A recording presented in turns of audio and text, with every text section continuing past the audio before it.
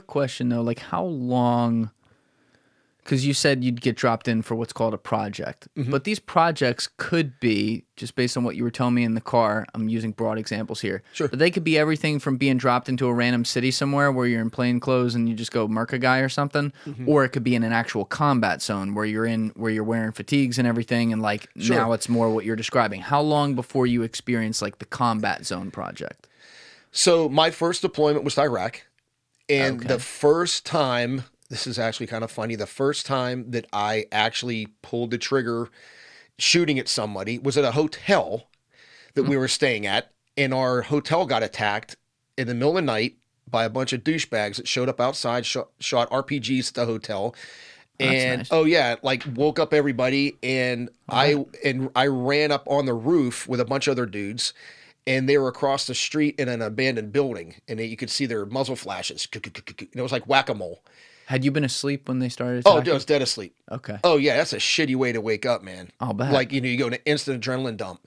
And it was crazy, bro. I wish I had a camera. There were dudes up there like in flip-flops and their shorts with body armor on and their M4s shooting off the roof at the dudes across the street. And that was the first time that I actually heard and seen and smelled the sounds of combat. And then the big army showed up like 15 minutes later and with their APCs and shit, and it was all done. Now, was that a blur, or were you hyper aware of every second from the moment you actually, like, for real woke up? It was kind of a blur. Like I remember, I remember hearing brass hitting the ground, ding, ding, ding, ding, ding, ding, like from rounds getting ejected out of a guy's magazine. Like I remember hearing that. Adrenaline's a weird thing, dude. Like get tunnel vision, auditory exclusion, fine motor skills gone. But it's crazy what your brain will pick up. I do remember seeing guys up there in their skivvies and flip flops. I'm like, man, this would be a crazy video right here, with their body armor on and shit. But it's the smells, like the sense of smell supposedly is the strongest sense that brings back memories. So, and I've got a story about that. A helicopter crash killed one of my best friends, and the smell of gasoline. After that, like even to this day, when I pump gas, I instantly go right back to the helicopter crash because there was gas all over the place after it crashed. So were you scared at all? Yeah, fuck yeah.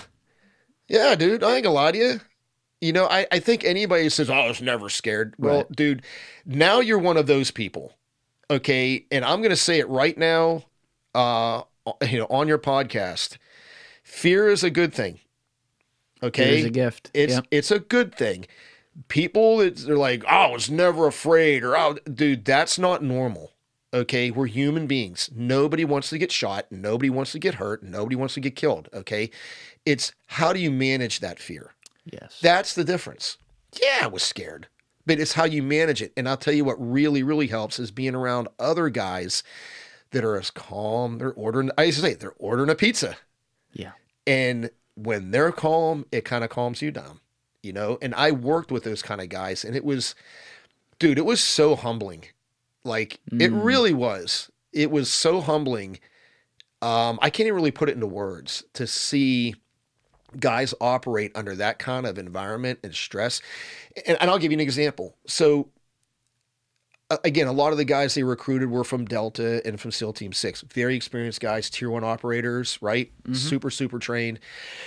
I asked these guys on private occasions, I'm like, hey, let me ask you a question. Like compared to what you did over there, are these missions more dangerous? And oh, absolutely. Why?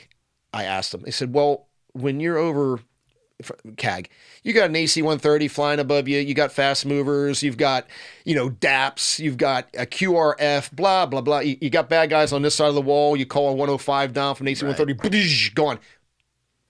Yeah, none of that shit. None of it. Why? Too high profile. You're putting an American signature on it.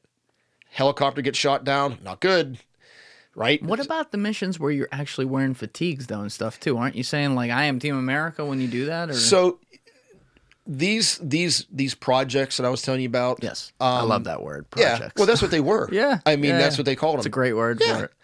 Like in Afghanistan, they had various units, Afghan units that were set up by the organization. For what you do, ground branch units. Yeah, exactly. Right. And you would go with these guys on missions. So you may have 2 Ground Branch guys, and 50 Afghan commandos. Do you see what I'm saying? Yes. But when you do that, isn't that like you're overt? Like if you're on the battlefield and other people see you, they're like, oh, those guys are Team America. Look just like them. We wore the same uniforms, the same Afghani flags, the same kit. So you are undercover in that way. Well, it's not really undercover. You're just blending it. You're being you're being the gray man, right? I could show you pictures of me with guys I worked with. Yeah. And you're like, I'd be like, pick me out.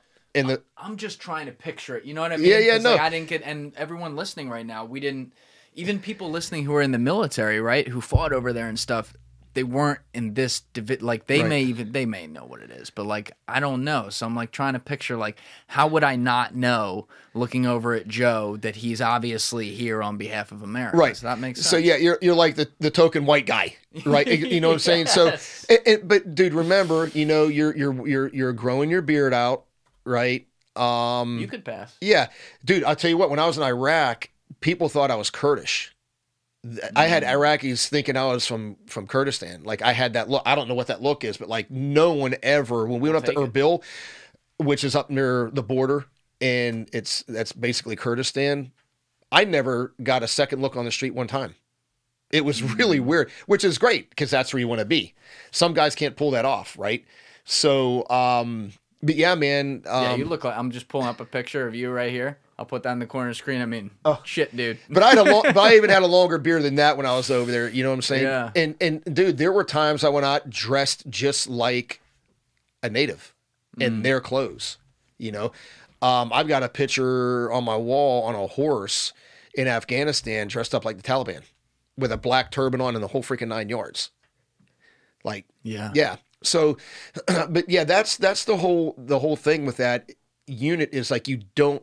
Yeah, they got stupid money. I mean, millions and millions and millions of dollars, but you don't have those assets. One time, one mission I went on, a Predator crashed. A UAV Predator crashed, and I had to go in with some guys and retrieve all the sensitive information off of it. And we had 2 Apaches and an A-10 on station. That was the only time, and it was only because it was just all Americans. Like, I couldn't go in there with our Afghani counterparts because our chief of base is like, you need to have American assets to go retrieve this because it was a sensitive thing. Yes. So we had to retrieve all. It crashed, and anyway, that was a crazy mission because they had one Predator flying out and another one flying in to have overlapping coverage on a target, and the one flying out shit the bed and crashed. So they kept the other one flying in orbit until we showed up. And as we're flying in, they're like, hey, man, there's like 7 bad guys on the crash site right now. So we knew we were flying into a shitstorm. But that was the only time. And literally, it was perfect timing. We landed about 500 meters away because it crashed in a ravine. And just as we were getting off the bird, like an A-10 flies over, Warthog, and like, oh yeah, and they told us, and then that 2 Apaches. But that was it. One time. After that, dude, you're on your own, man. Like you getting a tick, you're fighting your way in, you're fighting your way out. There's not going to be an AC-130 dropping a 105 on them. There's no DAP showing up, no QR.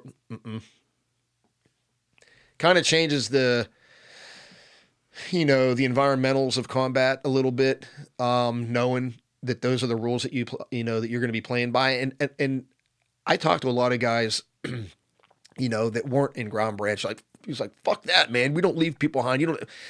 I'm not saying they leave you behind, but it's just a different schematic. Like, this is the way you're going to have to operate. You're not going to be calling these other assets to bail you out if shit goes wrong. Thank you for watching the video, guys. Please hit that subscribe button and check out this clip's full podcast episode by clicking here or in the description below.